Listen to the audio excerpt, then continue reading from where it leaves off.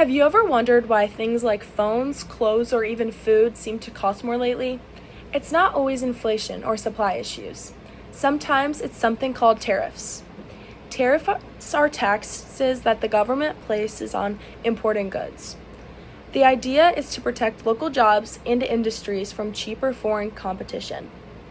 But here's the twist. While tariffs are supposed to make other countries pay, most of the time it's actually us American consumers who foot the bill.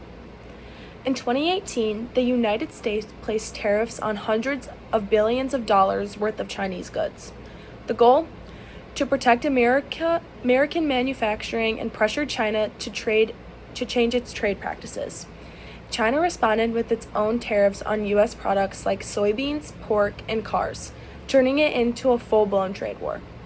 At first, tariffs sounded like a way to make China pay, but research showed that most of the costs were actually paid by American consumers and businesses. Prices for everyday items like electronics, furniture, and clothing went up. A study done by the Federal Reserve estimated that the trade war cost the average U.S. household about $830 a year.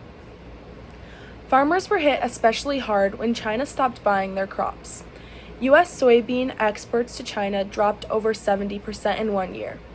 Many farmers lost millions, and the government spent $28 billion in aid to keep them going.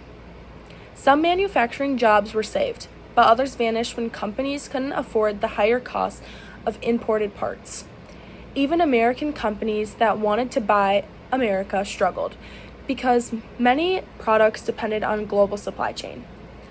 A few industries like steel and aluminum saw short-term gains. Domestic producers could charge more because foreign metals were now taxed. But for every steel worker that helped, other industries like auto manufacturing paid the price. When the cost of material goes up, companies often cut jobs or raise prices. In the end, economists estimate that the trade war cost the U.S. economy nearly 300,000 in jobs and slowed growth across multiple sectors. Even today, many of those tariffs are still in place. That means higher prices for the things we buy, like tools, clothes, and electronics.